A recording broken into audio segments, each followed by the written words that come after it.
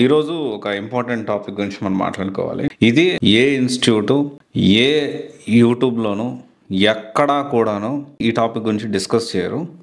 And నేను ఈ టాపిక్ని చాలా గ్రౌండ్ వర్క్ చేసి రీసెర్చ్ చేసి మీకు అప్డేట్ చేస్తూ ఉన్నా. ఎందుకు ఏ ఇన్స్టిట్యూట్ వాళ్ళు కానీ ఎవరు కూడా దీన్ని ఆన్లైన్లో మాట్లాడరంటే ఇది కొంచెం హార్ష్ రియాలిటీ, కొంత ఇన్స్టిట్యూట్స్కి ఇబ్బంది కలిగించే విషయము. ఎందుకంటే మనం చూసుకుంటే ర్యాంక్స్ వచ్చిన వెంటనే, అంటే బేసికల్లీ మీరు thumbnail చూసినట్టు మనం ఈరోజు ఈ టాపిక్ అయితే ఇదే.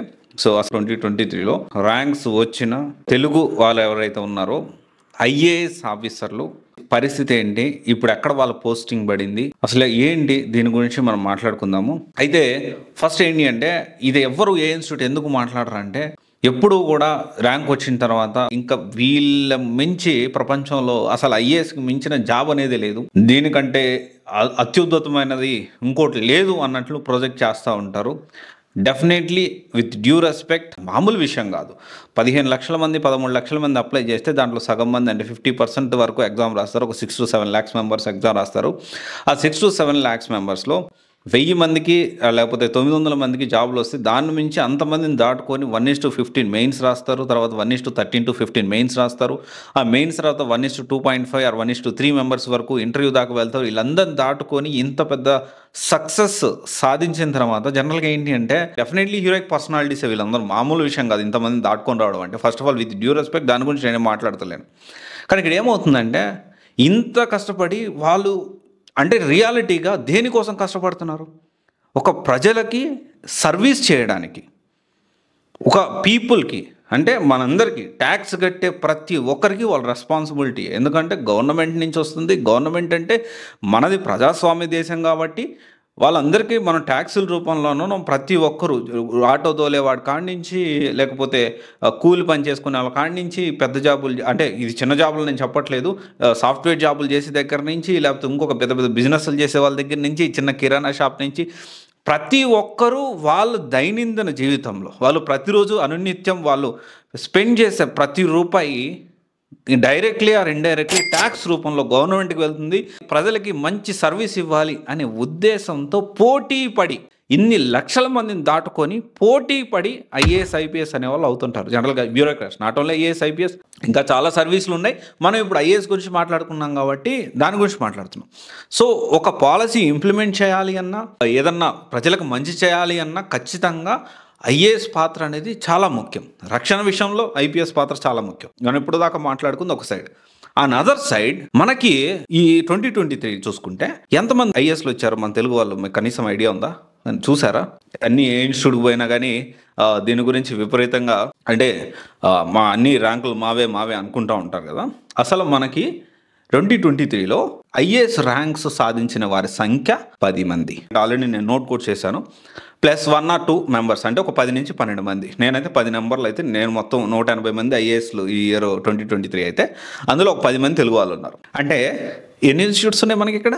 ఎన్ని ఇన్స్టిట్యూట్స్ ఉన్నాయి? దాదాపు 100 పైచీలకి ఇన్స్టిట్యూట్స్ ఉన్నాయి. సో అందరూ కూడా విపరీతంగా, అంటే ఇక అదర్ సర్వీసెస్ ఇంకో ఐపీఎస్లు చూసుకుంటే ఒక 15 మంది ఉండొచ్చు మేబీ, అప్రాక్సిమేట్లీ +or -3 అంతే, అంతకుమించి ఎక్కువ ఉంటారు. అండ్ ఇక్కడ వీళ్ళందరూ, అండ్ చాలామంది ఏమనుకుంటారంటే, ఈ ర్యాంక్స్ వచ్చేసిన వెంటనే ఈ హీరోయిక్ ఎలివేషన్స్ కానీ ఇక అందరూ పిలిచి దండలేయడం, సాల్వలు కప్పడం మంచి విషయమే, కాదనట్లేదు. కానీ దీన్ని డార్క్ సైడ్ ఎవరు ఆలోచించట్లేదు. అండ్ మనకి చాలా పాపులర్ అయిన మన అనన్య రెడ్డి గారు చూసుకుందాం, ఆల్ ఇండియా ర్యాంక్ 3. ఇప్పుడు పోస్టింగ్ ఎక్కడుందో తెలుసా? మహారాష్ట్ర.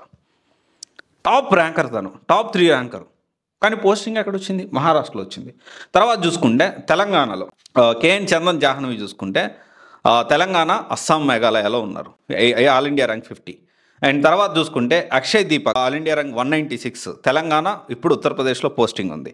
అండ్ తర్వాత ముసీఫర్ 278 ర్యాంక్ జనరల్ కేటగిరీ, ఇతను వచ్చేసి తెలంగాణ, కేరళ దగ్గర ఇప్పుడు పోస్టింగ్ ఉంది. తర్వాత Chiranjeevi Naga Venkata Sahith all India rank 299, OBC, Telangana, AP. సరే, ఇది ఒక ర్యాంక్. అంటే మన హోమ్ కార్డర్ అనే ఒక పాయింట్ మనం ఖచ్చితంగా మాట్లాడుకోవాలి. మన అఖిల్ బుద్ధి అన్న, అసలు అన్న అంటే definitely I felt very happy when ever అంటే మీ గురించి ఎప్పుడు మాట్లాడినా నాకు చాలా ప్రౌడ్గా అనిపిస్తుంది అన్న. అండ్ అన్నాన్ని సంబోధిస్తున్నందుకు తప్పుగా అనుకోవద్దు. అండ్ మీ మీద మాకున్న ప్రేమ లాంటిది. ఎందుకంటే ఒక పిల్లల కోసం మీరు చేస్తున్న సర్వీస్ కానీ, మీరు వాయిస్ రైజ్ చేసిన విధానం కానీ, విత్ డ్యూ రెస్పెక్ట్, ఎప్పుడూ కూడా మా మనసులో చాలామంది స్టూడెంట్స్ మనసులో మీకు ఉన్నతమైన స్థానం ఉందన్న. చాలామంది ర్యాంకర్స్ కంటే మీరు చాలా different, with due respect. So Akhil all India rank 321 ఆగ్మట్ దగ్గర ఉన్నాడు. ఈ ఆగ్మట్ క్యాడర్ అంటే ఏంటి, ఎక్కడెక్కడ ఉంటారు, వీళ్ళ సిచ్యువేషన్ ఎలా ఉంటుంది అనేది కూడా మనం ఖచ్చితంగా డీటెయిల్గా మాట్లాడుకుందాము. తర్వాత వచ్చేసి Prithvi Raj Kumar AP home cadre వచ్చింది. తర్వాత వచ్చేసి ఆల్ ఇండియా ర్యాంక్ 554 ఏపీ వచ్చింది. అండ్ తర్వాత వచ్చేసి ప్రణయ్ కుమార్ తెలంగాణ క్యాడరే ఉన్నారు. అండ్ దాదాపు మనం చూసుకుంటే 10 మంది ఐఏఎస్ ఆఫీసర్లో 3 మాత్రమే హోమ్ క్యాడర్ తెలంగాణ వచ్చింది. ఒక పర్సన్కి మాత్రం తెలంగాణ ఐపీ వచ్చింది. అంటే 4 ర్యాంకులు వేసుకుందాం అప్రాక్సిమేట్లీ. ఆగ్మెంట్ అంటే అఖిల్ బుద్ధి అన్నకు వచ్చిన ఈ సర్వీసు ఎలా ఉంటుంది, ఎక్కడెక్కడ వేస్తారు అంటే దానికి సంబంధించి దాని గురించి కూడా మనం డీటెయిల్గా మాట్లాడుకుందాం. దానికంటే ముందు ఒక పాయింట్, మనం ఇప్పుడు ఏంటి అంటే హోమ్ క్యాడర్ అనే పాయింట్. ఈ హోమ్ క్యాడర్ అనే పాయింట్ ఎందుకు మాట్లాడుతున్నా అంటే 10 మంది ఐఏఎస్లు మనకి ఈ తెలుగు వాళ్ళు ఈసారి ఐఏఎస్లు అయ్యారు. వీళ్ళందరికీ కూడా దాదాపు 6 to 7 మెంబర్స్ అవుట్ ఆఫ్ స్టేట్లోనే ఉన్నారు. వీళ్ళు ఎప్పుడు మనకి అంటే మనం ఏమనుకుంటాం అంటే అయిపోయింది మన సినిమాల్లో చూపించేసినట్టు సొంతూరుకి వెళ్ళిపోయారు, వీళ్ళకి విపరీతమైన హైప్ ఉంటుంది, అది ఇది అనుకుంటూ ఉంటారు. కానీ ఇక్కడ ఏంటి అంటే ఫస్ట్ వీళ్ళు ట్రైనీ ఐఏఎస్గా ఫస్ట్ స్టార్ట్ చేస్తారు వీళ్ళ కెరీర్ అనేది. సో అది ఎలా ఉంటుంది డీటెయిల్గా నేను ఇంకొక వీడియో ఖచ్చితంగా చేస్తాను. అయితే ఇక్కడ మనం అర్థం చేసుకోవాల్సిన విషయం ఏంటి అంటే వీళ్ళకి మొత్తం సర్వీస్లో కేవలం 5 సంవత్సరాలు మాత్రమే మన హోమ్ క్యాడర్ ఇచ్చేదానికి ఛాన్స్ ఉంది. అంటే మన దగ్గర మన ఓన్ స్టేట్కో మనకు తెలిసిన దానికో దీనికి కూడా ఏంటి 2 స్టేట్లు అంగీకరించాలి. And at the same time central government కూడా దీనికి ఏకీభవించాలి. ఏకీభవించిన తర్వాత కూడా నీకు ఎక్స్పీరియన్స్ వచ్చినా నువ్వు అక్కడ ఏదో చేసేసాను, నేను నా ఫస్ట్ పోస్టింగ్ ఉత్తరప్రదేశ్లో వచ్చింది, అక్కడ నేను చాలా సాధించేశాను అని చెప్పి మళ్ళీ ఇక్కడ హోమ్ క్యాడర్లో మంచి క్యాడర్ ఇస్తారన్న డౌట్ కూడా. అంటే కొన్నిసార్లు ఏమవుతుందంటే మనకి పొలిటికల్ బ్యాక్గ్రౌండ్ కూడా అవసరం పడుతుంది. పొలిటికల్ బ్యాక్గ్రౌండ్, పొలిటికల్ సపోర్టు, లేకపోతే తెలిసిన వాళ్ళ ద్వారానో లేదా ఇంకే ద్వారానో అసలు మంచి సర్వీస్ రావాలన్నా కానీ అవసరం పడుతుంది కొన్నిసార్లు. సో ఇక్కడ ఏంటి అంటే ఓవరాల్గా ఈ ఐఏఎస్ హోమ్ క్యాడర్ అనేది రాకపోతే ఎన్ని కష్టాలు ఉంటాయో ఆ ఐఏఎస్ని అడిగితే తెలుస్తుంది. ఎందుకంటే ఇప్పుడు వాళ్ళు ఒకవేళ ఇంటికి రావాలి అనుకున్నారు అనుకోండి, ఎగ్జాంపుల్ చెప్తున్నాను. ఇప్పుడు ఒక ఐఏఎస్ ఒక వేరే స్టేట్లో హోమ్ క్యాడర్ రాకుండా అదర్ స్టేట్లో ఉన్నారు, వాళ్ళు ఇంటికి రావాలి అనుకుంటే ఒక వారం రోజులు లీవ్ తీసుకుంటే if they are in leave అంటే వాళ్ళకి గవర్నమెంట్ నుంచి ఎలాంటి హోదా లభించదు లీవ్లో ఉన్నప్పుడు. సాధారణ వ్యక్తుల్లాగే వాళ్ళ ఊరికి రావాలి, మాట్లాడుకోవాలి, సైలెంట్గా పని చేసుకోవాలి, వెళ్ళిపోవాలి, కాసేపు వాళ్ళని చూసుకోవాలి, వెళ్ళిపోవాలి. సో జనరల్గా ఏంటి అంటే ఇది పాజిటివ్ నోట్ నేనేం మాట్లాడుతున్నానంటే ఎస్ ఐఏఎస్ అనే వ్యక్తికి విశేషమైన అధికారాలు ఉంటాయి. ఆ అధికారాలు పొందడానికి ఏదైతే ప్రజలకు సేవ చేయడానికి at the same time home cadre రాకపోతే కూడా సిచ్యువేషన్ అనేది కొంచెం ఇబ్బందికరంగానే ఉంటుంది. అండ్ అక్కడ బాగుండదా, అక్కడ బాగానే ఉంటుంది కదా, అక్కడ విశేషాధికారాలు అక్కడ కొనసాగించవచ్చు కదా, అక్కడ వీళ్ళు ఇంప్లిమెంట్ చేసచ్చు కదా అంటే ఎస్ ఆబ్వియస్లీ 100%. కానీ ఇక్కడ నేనేం చెప్తున్నా అంటే ఇదంతా ఎవ్రీథింగ్ ఓకే, అక్కడ ఉంటుంది కాదనట్లేదు. కానీ ఇక్కడ నేను చెప్పదలుచుకుంది ఏంటంటే మనకి ఇక్కడ ఐఏఎస్ ఉద్యోగం వచ్చిన తర్వాత ఈ ఇన్స్టిట్యూట్లు చేసే విపరీతమైన హైప్ ఏదైతే ఉందో అది కరెక్ట్ కాదు. ఇది ఒక normal, at the end of the day ఇది ఒక నార్మల్, ఒక మంచి గవర్నమెంట్ ప్రజలకు సేవ చేసే ఒక గవర్నమెంట్ సంబంధించిన ఒక ఉద్యోగం అనే విషయం అర్థం చేసుకోవాలి. ఇదంతా నేను ఎందుకు చెప్తున్నాను ఈ స్టోరీ అంతా, చాలామంది ఈ విపరీతమైన హైప్ చూసేసి తెలియక సివిల్ సర్వీసెస్ ఎగ్జామ్లోకి వచ్చేసేసి 3 సంవత్సరాలు 4 సంవత్సరాలు 5 సంవత్సరాలు 6 సంవత్సరాలు 7 సంవత్సరాలు వాళ్ళ మంచి లైఫ్ని పాడు చేసుకుంటున్నారు. సో ఇది మనం అర్థం చేసుకోవాలి. And at the same time నేను ఇందాక ఒక మాట అన్నాను, ఇది అంటే ఈ పాయింట్ అంతా కూడా ఏంటి అంటే మనము ఈ సోషల్ మీడియాలో కానీ లేకపోతే ఈ కొన్ని ఇన్స్టిట్యూట్ చేసే విపరీతమైన హైప్ అనేది అంత ఉండదు. అండ్ మనం expect as very good job, definitely చాలా రెస్పెక్ట్ఫుల్ జాబ్, చాలా ఫెసిలిటీస్ ఉంటాయి అండ్ డెఫినెట్లీ సమాజంలో మంచి హోదా కలిగిన వ్యక్తులే. కానీ ఇక్కడ నేనేం చెప్తున్నానంటే ఇన్స్టిట్యూట్ కానీ ఈ సోషల్ మీడియా హైప్ ఇచ్చినంత కాదు అని నేను చెప్పదలుచుకున్నాను. అండ్ తర్వాత వచ్చేసి ఇదేంటి ఐఏఎస్ వస్తేనే సరే, వేరే సర్వీసెస్ వస్తే అది హోల్ డిఫరెంట్ స్టోరీ. ఐపీఎస్ గురించి కూడా నేను ఇండైరెక్ట్గా ఖచ్చితంగా మాట్లాడతా. అండ్ తర్వాత ఈ మొత్తం ఎంటైర్ కెరియర్లో 5 సంవత్సరాలు మాత్రమే అగ్మెంట్ గురించి మాట్లాడుతాను, అది మాట్లాడతాను. అగ్మెంట్ క్యాడర్ అంటే ఏంటి, ఎక్కడెక్కడ పోస్టింగ్ వస్తుంది, వాళ్ళ సిచ్యువేషన్ ఎలా ఉంటుంది. అయితే ఇప్పుడు మొత్తం ఎంటైర్ స్టోరీలో ఐఏఎస్ మొత్తం వాళ్ళ కెరియర్లో 5 years మాత్రమే వాళ్ళ హోమ్ క్యాడర్కి వస్తారు. అక్కడికి వచ్చినా కూడా దానికి వాల్యూ ఉన్న పోస్టింగ్ ఇవ్వచ్చు అండ్ వాల్యూ లేని పోస్టింగ్ కూడా ఇచ్చేదానికి పాసిబిలిటీస్ ఉంటాయి.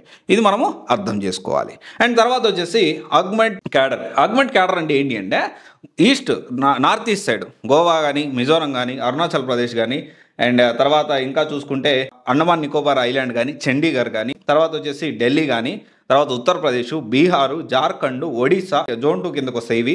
జోన్ 3 వచ్చేసి Gujarat, Maharashtra, Madhya Pradesh and Chandigarh. And zone 4 విషయానికి వస్తే వెస్ట్ బెంగాల్, సిక్కిం, అస్సాం, మేఘాలయ, మణిపూర్, త్రిపుర అండ్ నాగాల్యాండ్ ఇవన్నీ కూడా కొంచెం ఇండియాలో north east side augment cadre అంటారు వీటిని. ఈ ఆగ్మెంట్ క్యాడర్ వచ్చిన వాళ్ళు ఎక్కడెక్కడైనా వాళ్ళ 30 years సర్వీస్ అనేది చేయడానికి పాసిబిలిటీస్ ఉంటాయి, ఎక్కడైనా వీళ్ళు ఉండొచ్చు. అండ్ డెఫినెట్లీ చాలా కొన్ని ఈ టెరిటరీలో కానీ పనిచేసేటప్పుడు కానీ లేకపోతే వేరే ఇట్లాంటి అస్సాం, మేఘాలయ ఇట్లా చాలా డెలికేట్గా ఉంటాయి, అంటే చాలా సెన్సిబుల్ ఏరియాస్ ఉంటాయి. చాలా జాగ్రత్తగా ఇక్కడ పనిచేయాల్సి ఉంటుంది. ఇక్కడ ఏ మాత్రము మనకి తేడా వచ్చినా కానీ ఇబ్బందులు ఎదుర్కొనే పరిస్థితులు చూసాం కూడా చాలామందిని. ఇప్పుడు ఎగ్జాంపుల్ మనకి తప్పు చేసిందా చేయలేదు సెకండరీ విషయం. శ్రీలక్ష్మి ఐఏఎస్ మన ఆంధ్రాలో ఆమె తప్పు చేసిందా చేయలేదా అనేది కోర్టులు డిసైడ్ చేస్తాం, మనం కాదు. కానీ ఆమె ఎట్లాంటి సిచ్యువేషన్కి వెళ్ళింది, కొన్ని సంతకాల వల్ల. ఇలాంటి సిచ్యువేషన్స్ కూడా ఉంటాయి ఐఏఎస్కి, ఇది మనం అర్థం చేసుకోవాలి. And after all these things on serious note I want every UPSC aspirant to know all these things. ఇదన్నీ కూడా తెలుసుకోండి. అండ్ సిలబస్ తెలుసుకోకుండా జస్ట్ ఒక మోటివేషన్ చూసి సోషల్ మీడియా హైప్ చూసేసి ఎవరో ఒకరు మన బాగా మోటివేషన్ ఇచ్చేసారని చెప్పేసి లేకపోతే ఒక ఇంటర్వ్యూస్ ద్వారా విపరీతమైన హైప్ తీసుకొచ్చుకున్నారని ఆ ఇన్స్టిట్యూట్కి పోయి చేరడం, లేకపోతే ఈడకాదు ఢిల్లీకి పోయి చేరడం, లేకపోతే ఈడకాదు బెంగళూరు పోయి చేరడం, అశోక్ నగర్ అంత మాఫియా ఈడకాదు ఈ డబ్బులన్నీ మూటలు లక్షలు తీసుకెళ్ళి తల్లిదండ్రుల యొక్క కష్టార్జితం తీసుకెళ్ళి ఢిల్లీలో ఎవరికో ముఖం తెలియని వాడికి వృధాగా పెట్టేస్తానంటే ఆలోచించాలి. ఎందుకంటే చాలామంది యంగ్ ఏజ్లో వాళ్ళ ఈ మిస్గైడెన్స్ వల్ల ఈ క్వాలిటీ ఆఫ్ యూత్ లైఫ్ని వాళ్ళు సాక్రిఫైస్ చేసుకుంటున్నారు. They don't even realise what they are doing exactly. అసలు ఏం చేస్తున్నారనే విషయం కూడా అర్థం కావట్లేదు. అండ్ మోటివేషన్ చూసారు, వచ్చారు, బస్ ఎక్కారు, 2 లక్షల డబ్బులు కట్టారు, కథం నెలకు 7,000, 10,000, 12,000 ఖర్చు అవుతున్నాయి. ప్రిపేర్ అవుతున్నారు 2 సంవత్సరాలు అయిపోయింది, 3 సంవత్సరాలు అయిపోయింది, 4 సంవత్సరాలు అయిపోయింది. And again they realised after 5-6 years అరే this is not my cup of tea. Okay, ఇది నాకు సంబంధించిన విషయం కాదు, రియాలిటీ డిఫరెంట్ ఉంది. ఇప్పుడు నెక్స్ట్ నా కెరీర్ని ఎలా బిల్డ్ చేసుకోవాలి, సాఫ్ట్వేర్ రానియదు, మళ్ళీ కెరీర్ గ్యాప్ వచ్చిందని.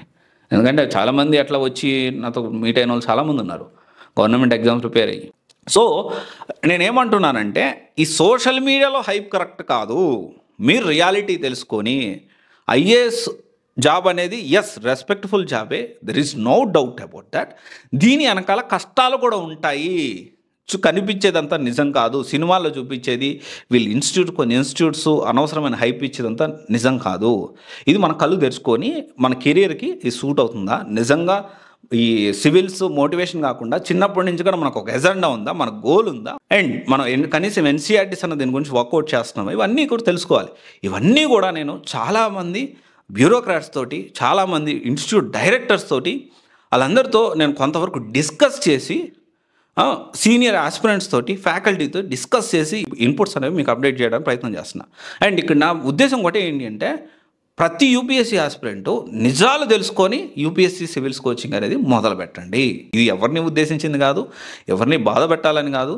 కానీ చాలామంది విద్యార్థుల భవిష్యత్తు ఈ కెరీర్ గ్యాప్ వల్ల తెలియక వచ్చి స్ట్రక్ అయిపోతూ ఉన్నారు. సో దానికి కొంత అవేకనింగ్ లాగా నేను ట్రై చేస్తున్నాను. ఇంకా కమింగ్ డేస్లో చాలా డిఫరెంట్ యూనిక్ థింగ్స్, ఎవరు మాట్లాడిన విషయాలు, ఎవరు తెర మీదకి తీసుకురాని నిజాలు అనేవి నేను మీ ముందుకు తీసుకురావడానికి ప్రయత్నం చేస్తాను. Thank you.